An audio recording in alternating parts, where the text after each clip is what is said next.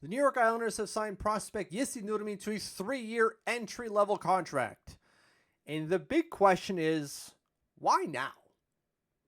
So as you know or may not know, Jesse Nurmi is a New York Islanders prospect drafted in the 4th round of the 2023 NHL draft. He's playing out of his native Finland for Kokko of the Finnish Liga. Spent most of the year playing for their senior squad.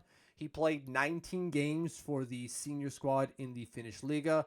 Played 6 games for their U20 side as he was rehabbing. We'll get to why he was rehabbing in a second here. In those 19 games for Coco, he scored 2 points. 2 points in 19 games this year, 1 point in 9 games last year. Keep in mind, though, this is as an 18-year-old, 1 in 9 as an 18-year-old. He was well over a point per game at the U20 level in that season in 22-23. And this year, 2 in 19 as a 19-year-old. He turned 19 in March, so mostly as an 18-year-old. So remember that. This kid is still quite young. Now, I mentioned rehab because this kind of gets into the crux of the why now situation. Usually you don't sign a 4th round pick at 19 years old when he hasn't played a full season. Specifically, he hadn't played a full season last year. He missed 4 months out of injury. He did not play from, well, let me get the dates right here, October 15th, at least at the Liga level. Between October 15th and February 8th, he did not play any Liga hockey at all whatsoever as he's rehabbing a leg injury. So he played 19 games, as you saw earlier, most of it because, or sorry, not most of it, mainly because he was injured, and he scored 2 points those 19 games. Like, there's nothing there that says you need to get this guy under contract as soon as humanly possible. So why would they do this now? The only speculation that I have, and I don't have any concrete information to this, obviously Lou Lamoriello isn't about to divulge it to anyone. The only thing I can think of is the Islanders just don't want to get themselves into an Alexander Ljungqvist situation yet again. Now, and I use situation kind of liberally here because it's not the end of the world. Alex Ljungqvist, as you'll remember, a 3rd round pick from 2020. They reached quite a bit for the kid. Didn't do a whole lot for most of his career up until last year with Altoona, where he popped off. Goals coming aplenty. Most of them on the power play. But still, scoring a ton of goals, looked really promising in terms of needing to take the next step up. Now, as we can assume right now, they have not signed him to an NHL contract.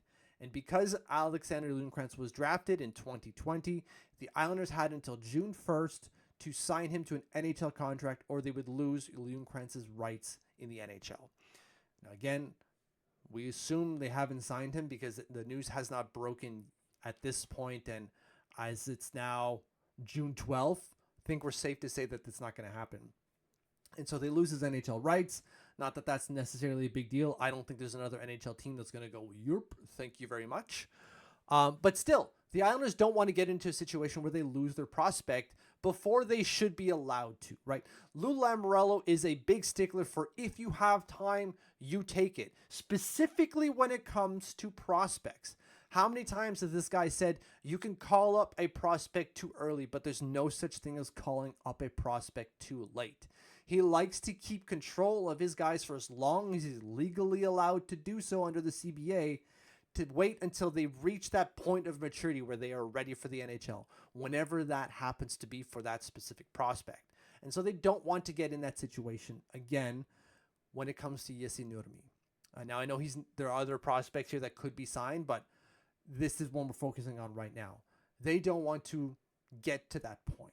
And so they've signed him to a 3-year entry-level contract. The 3 years is the maximum under the CBA. Well, it's you can only sign a 19-year-old to 3-year ELCs per the CBA. Now, the interesting thing here, I keep mentioning 19 years old because that is important.